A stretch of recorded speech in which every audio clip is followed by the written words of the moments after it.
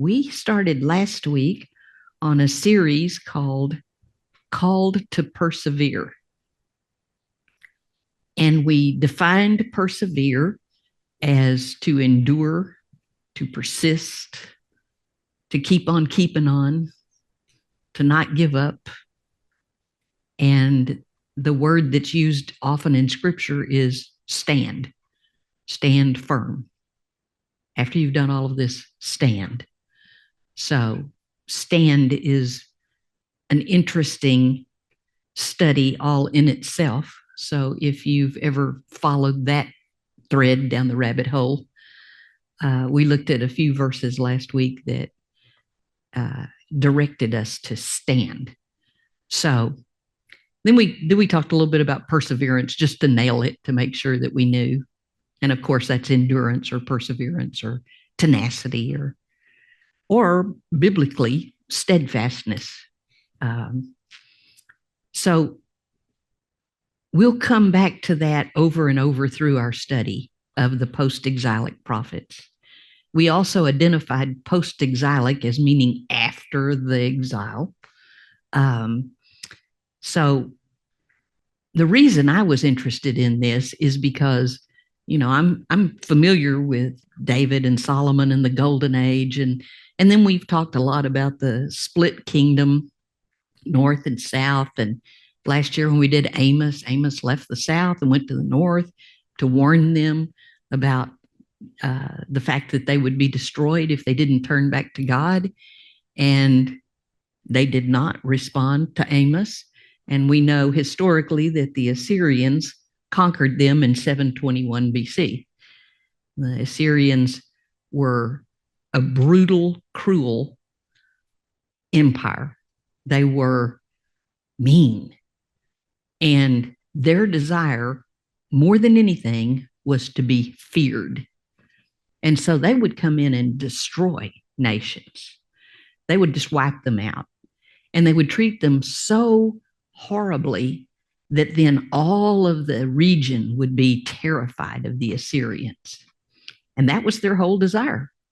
And when you see the stone carvings that the Assyrians did, you can see depictions of the horrible things they did to people.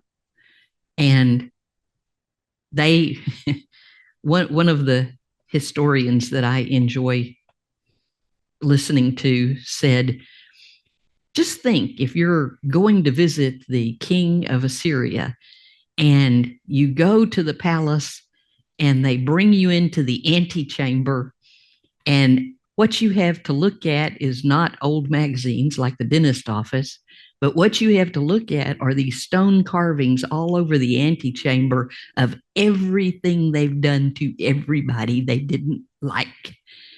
And get you in the proper frame of mind to go in and see the king. So the Assyrians were a force to be reckoned with. And after they conquered the north, they were conquering all the regional groups all around.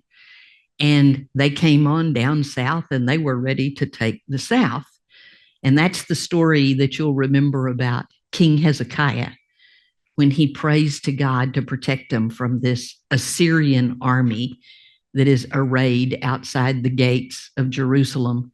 And they have just conquered all the cities on the way down to Jerusalem. And King Hezekiah knows what they've been doing. He knows how it's playing out. He knows what to expect. So he prays to God, and God sends redemption. He routs the Assyrian army. And Sennacherib, the general, gets up the next morning and takes him back home. And the thing that I love, and I mentioned this last week, is the historians will say, the Assyrian Empire was so strong and so forceful. They swept down and they were conquering everybody. And then when they got to Jerusalem, they laid siege, and for some reason, they just left. And the historians are puzzled by that because they can't figure out a reason for why in the world that would have happened. And I'm talking to my iPhone Read it in the Bible. It's in the Bible. It says why they left. But they don't respond when I talk to them like that. But anyway, so the Assyrians were the world power, and they were conquered by the Babylonians. The Babylonians were south of the main part of Assyria. The capital of Assyria is Nineveh. So sometimes it won't talk about Assyria, it will talk about Nineveh, and they'll just use the capital city as shorthand for the nation. So, you get the story of Jonah being sent to Nineveh.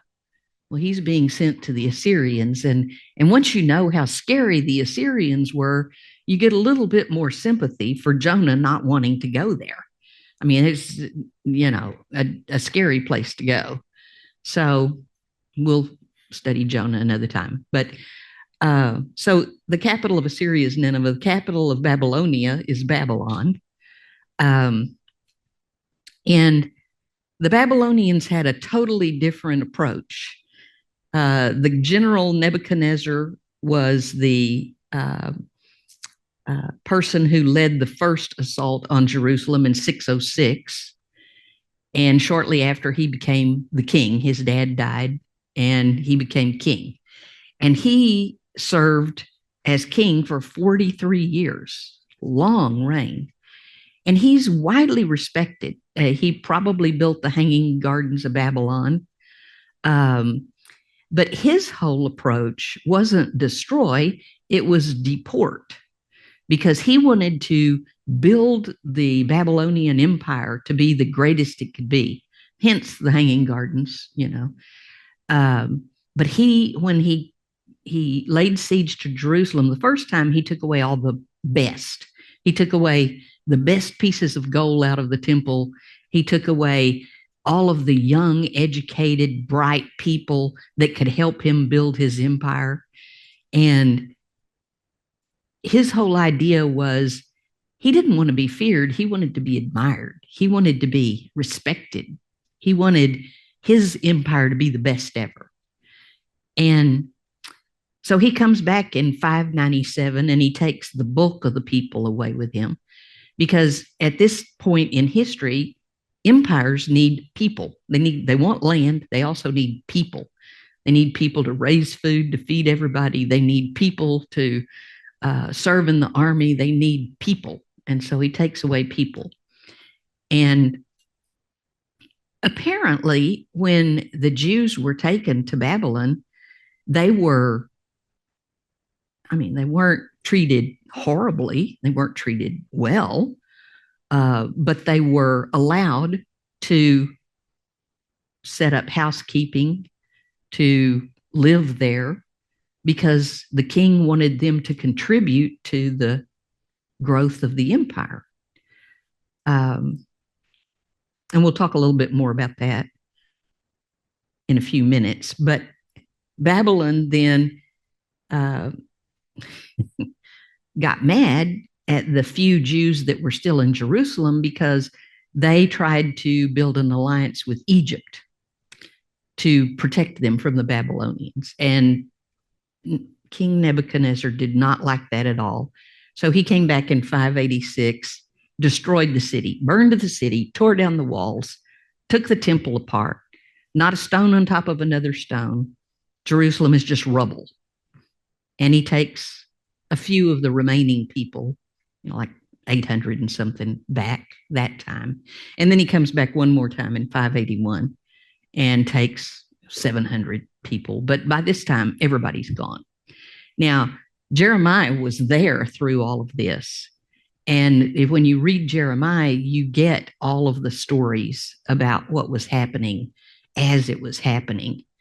And Jeremiah is the one who has a prophecy from God that he sends to the exiles that says, settle down, have a family, raise your children, marry your sons and daughters, prosper in the land, pray for the city, be good citizens, which is interesting. And we talked about that a lot when we were talking about Daniel.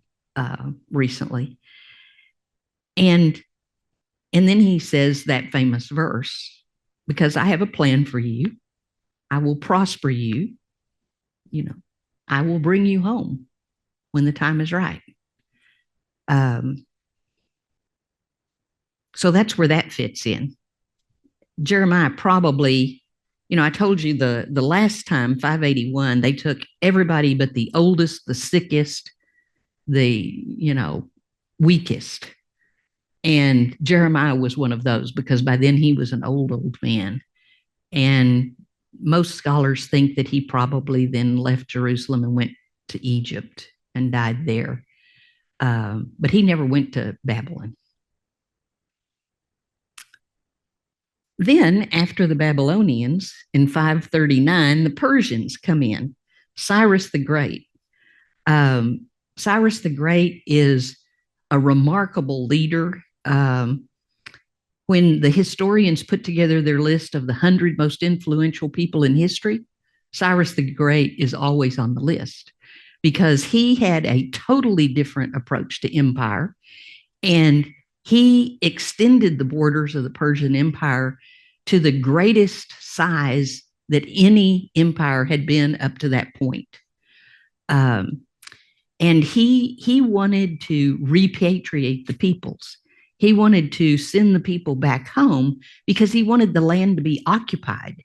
Because when there's nothing out there, it's easy for a foreign intruder to take it away from you. So he wanted people in the land. He wanted people to go back. He was happy for them to worship whatever God they wanted to worship. Just go back, build your cities, be prosperous, and pay me taxes because I'm expanding this empire. But he set up administrative infrastructure. If you remember the satraps that are mentioned in Esther, he set up all this administrative structure that would allow him to run this vast empire. There were estimates that he had 80 different peoples groups in his empire.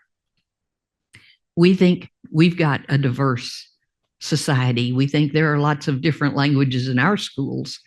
Well, I mean, this is an enormous variety of people groups that are now under the umbrella of the Persian Empire.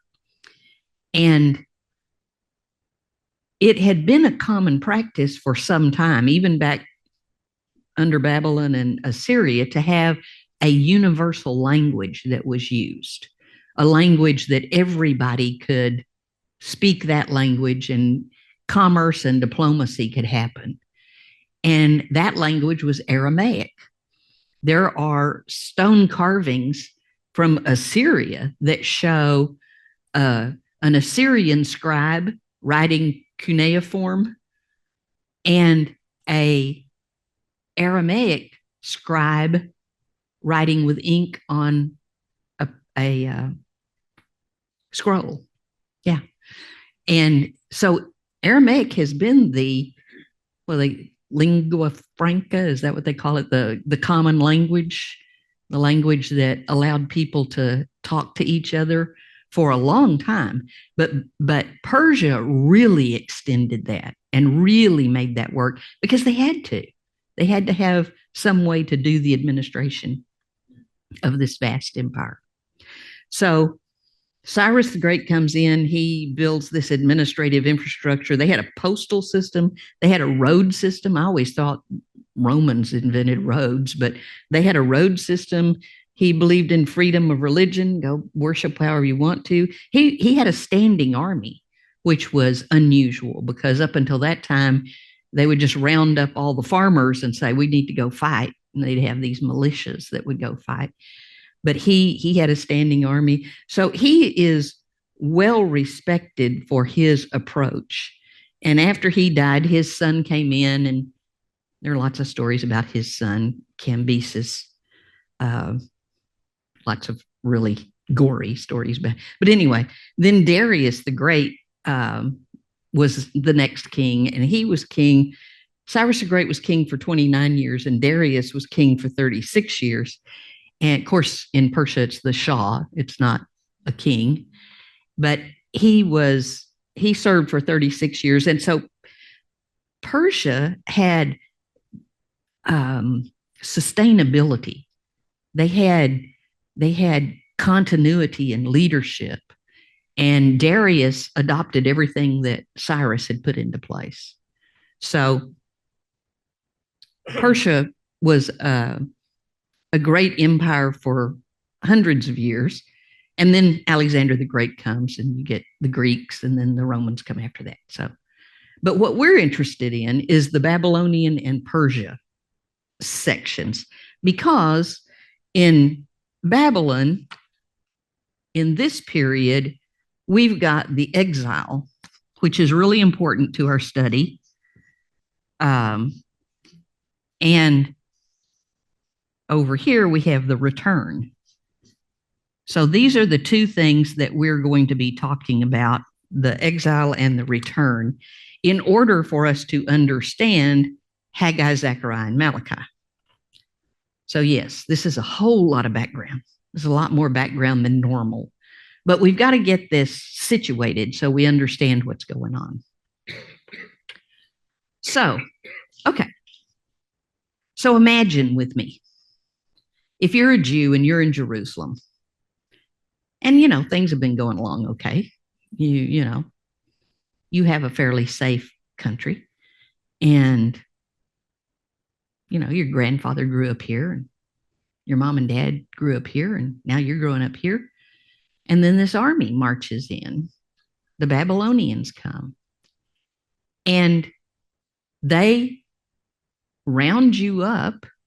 Well, first they round up all the young people, the young smart people, and they take gold out of the temple, and they haul off all this younger generation that had so much promise.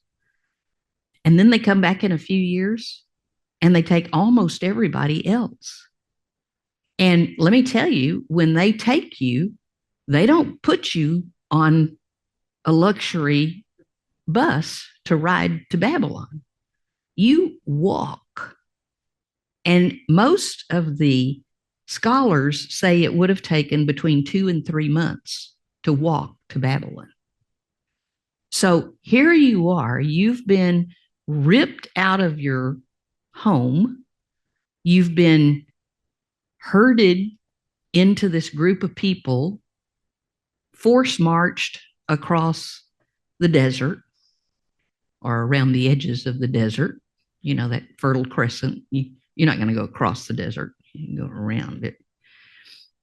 And you're in Babylon with no wherewithal, right?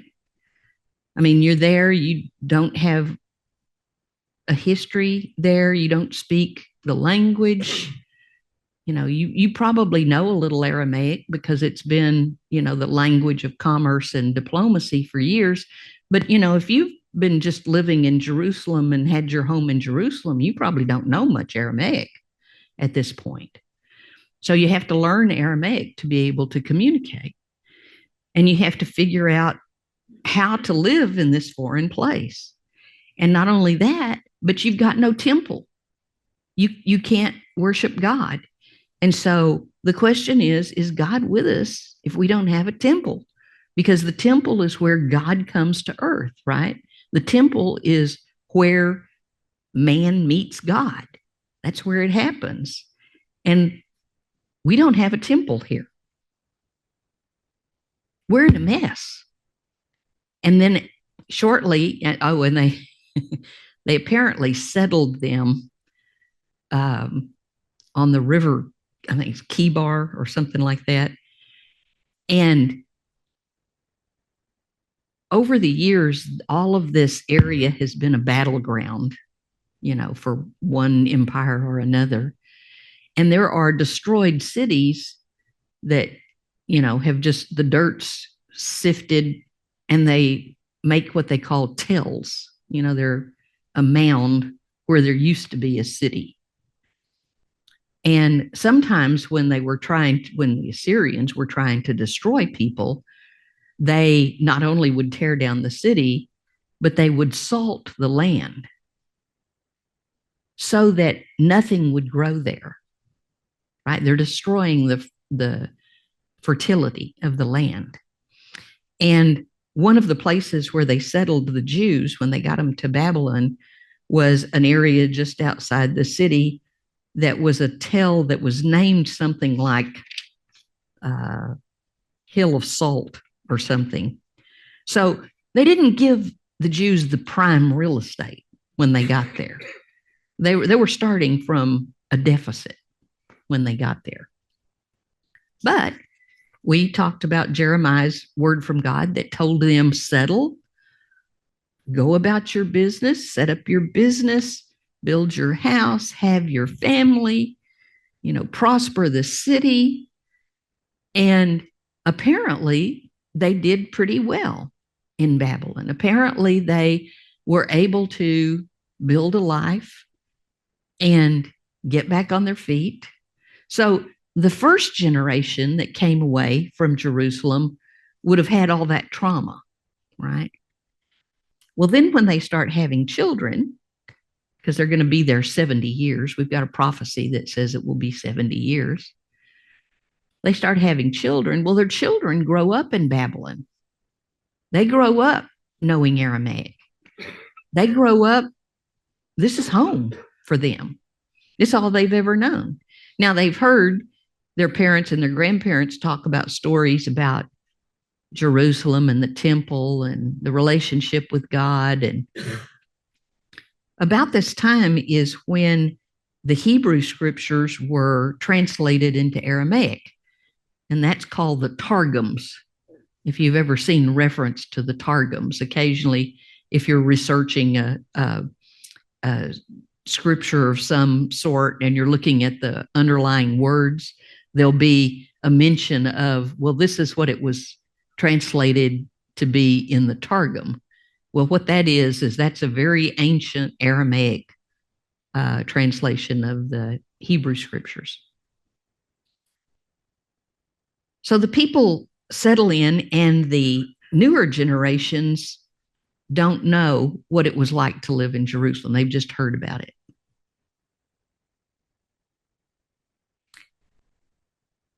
So then the Babylonians get conquered by the Persians. It's like, oh my goodness, now what? And the Persians come in, and immediately Cyrus says, you can go home. I mean, just right away. I mean, he conquered Babylon in 539, and it's 538 when he says, you can go. You can go home. You can go home. You can build your temple. I'll even give you some money. I'll help you get it going. Feel free to go home. All right. So here's a question for you. Jerusalem is rubble. There is nothing there. Nothing. There's not a city wall to protect you. There's no houses. You're going to have to start over if you go to Jerusalem. You've built a nice little life here in Babylon. Maybe your kids have married people from other people groups. If you leave, you're leaving your grandkids. Are you going to go back to Jerusalem? What do you think might have gone through their heads when Cyrus said, you can go home? What do you think they thought? What were they worried about? What were the issues associated with going back? Put yourself in their shoes. What would you be thinking? Would you go?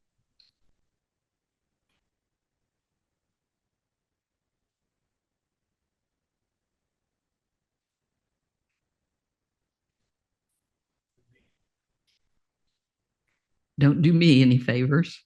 Yeah, it doesn't sound like it's a good choice, does it? What else? Where am I going to work? Where am I going to live? What am I going to do? Yeah. I'm a farmer here in Babylon and it's working. Walking 2 or 3 months back to rubble. That doesn't sound very attractive. Yeah, right. Yes, Cheryl? In the absence of in the absence of the income from the sacrifices of the people, were the Levites and the priests, had they been working a farm, making tents? What had they been doing all this time? They might look forward to it as long as enough people came back to get the temple going and get them. I mean, that was their calling. Yes. Not just their job. That was what the Lord had set them aside to do. Which I brings never us, thought of that before. I know, isn't that interesting? Which brings us to an interesting theory. There are some scholars who say that in the exile, when they were in Babylon, is when the synagogues were created. A synagogue could be established in a community if there were 10 married men in the community. And it makes sense that they would have established something since they didn't have the temple. But there's no archaeological evidence of synagogues in that part of the world. The earliest archaeological finding of a synagogue is in the 3rd century BC in Alexandria. But there are mentions of synagogues before then. So we know that's not the first one. And it does make sense that they might have been developed in exile. So some of the priests and Levites might have had roles in the synagogue, not the same, of course, as at the temple, but they may have had roles. Also, there are extant, I need to sneeze. I'm trying not to. There are documents and sources that talk about the organization of the Jews. This isn't in the Bible, but it's in the Babylonian materials, that the Jews organized themselves in Babylon. And I ran across a new word that I'd never seen before. And I don't know how to pronounce it, but it's exile arc. It's EXILARCH. And it was what they called the leader of the Jews while they were in exile. And the word exilarch, I don't know, whatever the word is, was not used until later centuries. But in later centuries, like in 600s AD, they're talking about exilarchs. And they have a list of historically all of the exilarchs. That can't be right. That can't be the way you say it. But they have the list of all of the leaders of the Jewish people going all the way back to this time. And Zerubbabel is listed as an exilarch.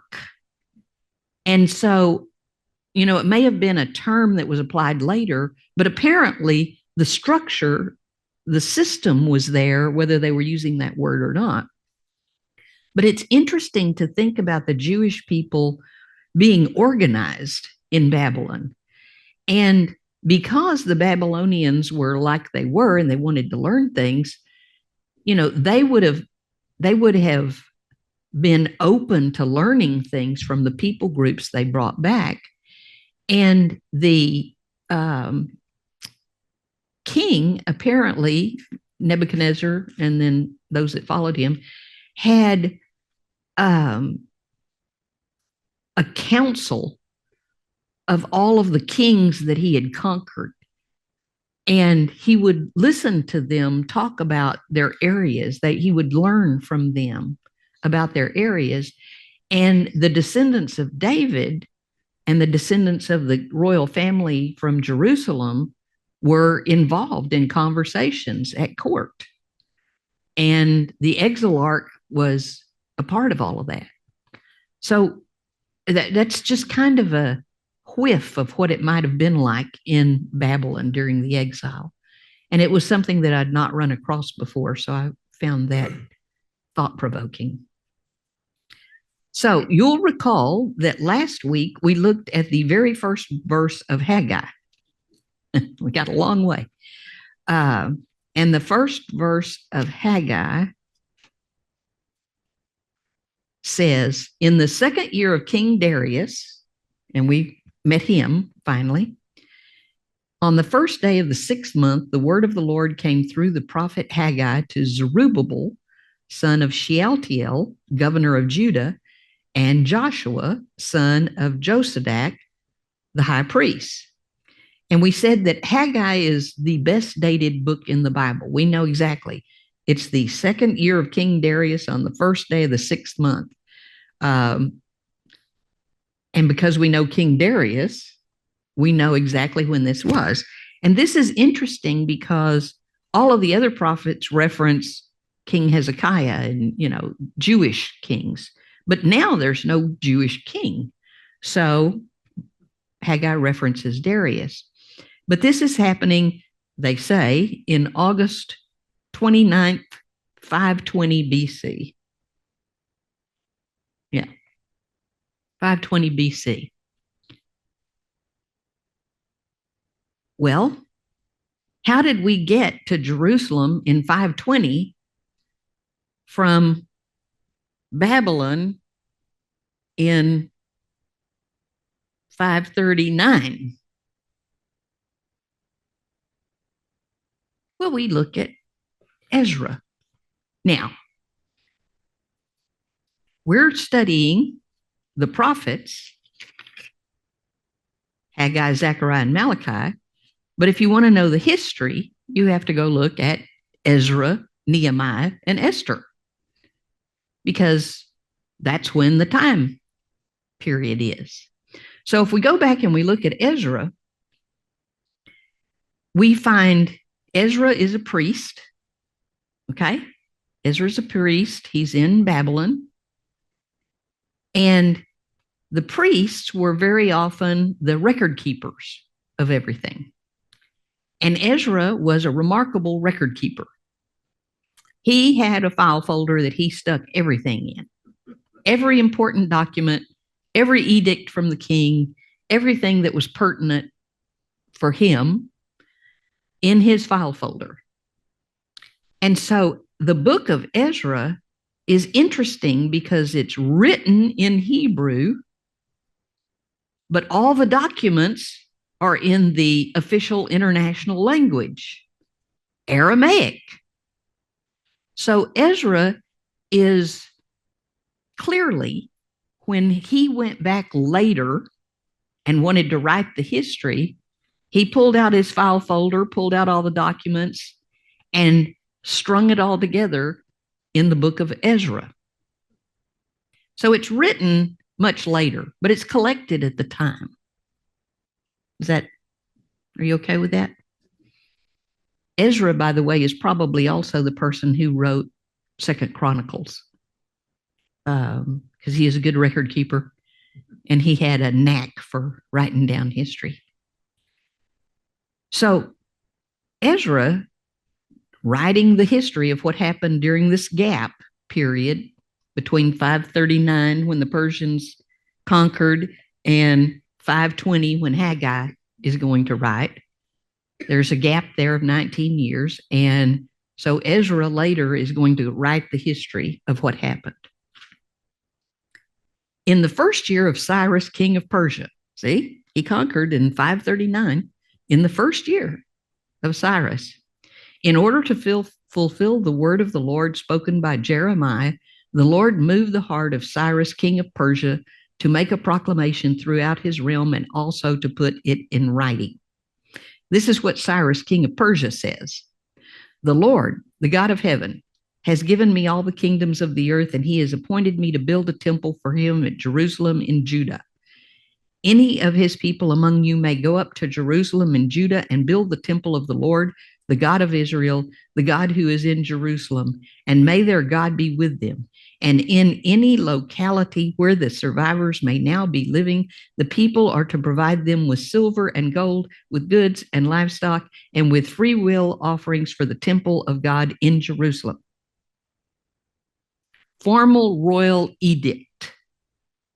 Now, they think that this telling of the edict is Ezra explaining what the edict meant.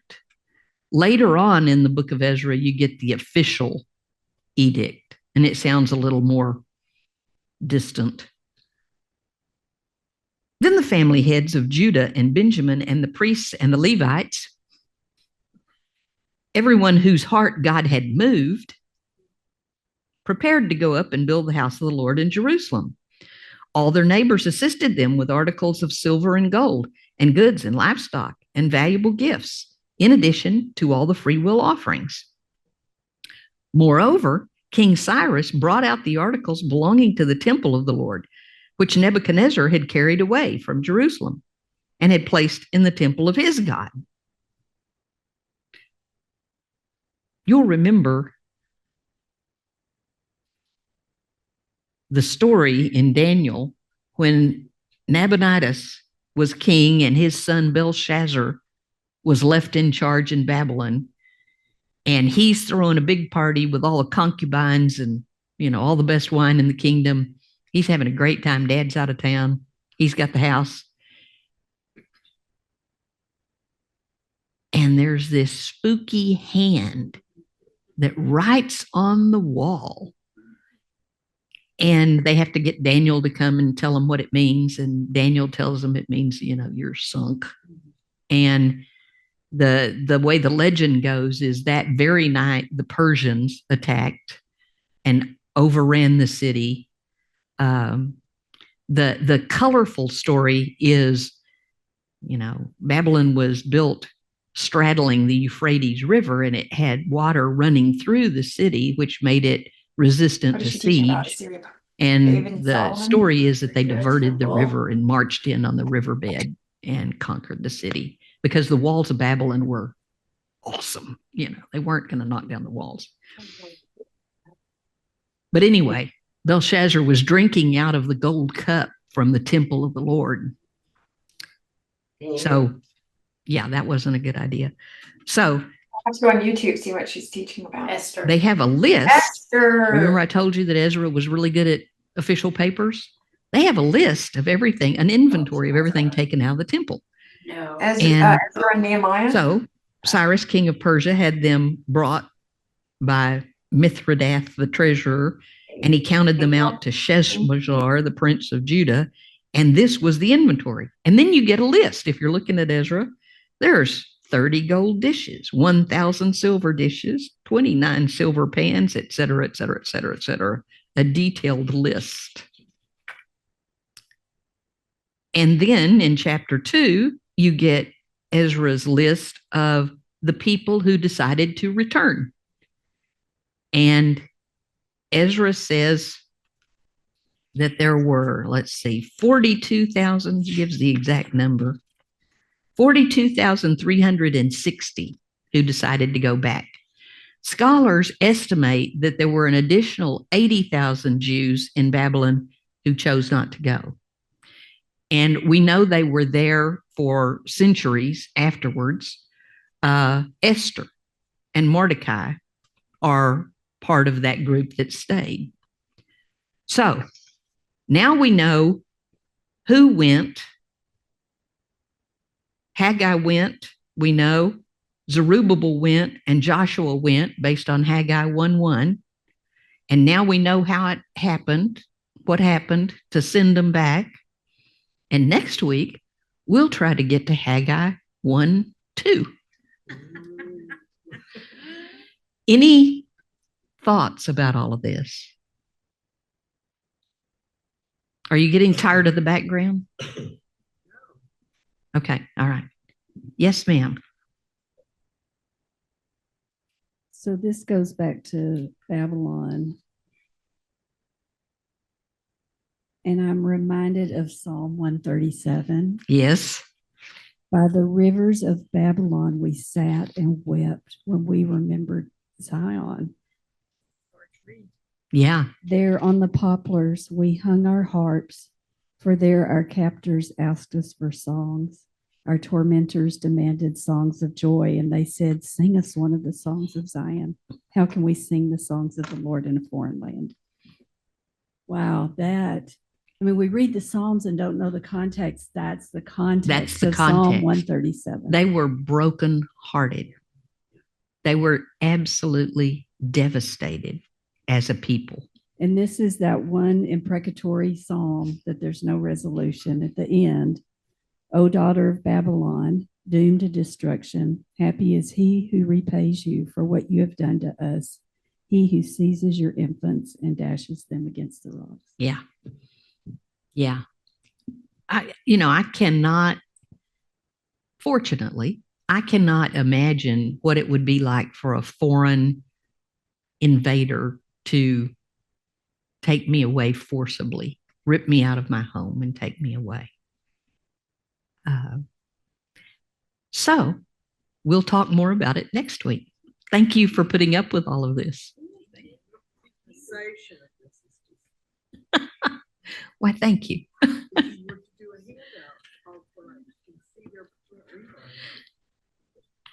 Okay. Yeah. I can probably do that. I actually thought about doing it and handing it out, but then I knew you'd quit listening to me and you'd start reading the handout. So I didn't do it on purpose, but I will. I will do it. Okay.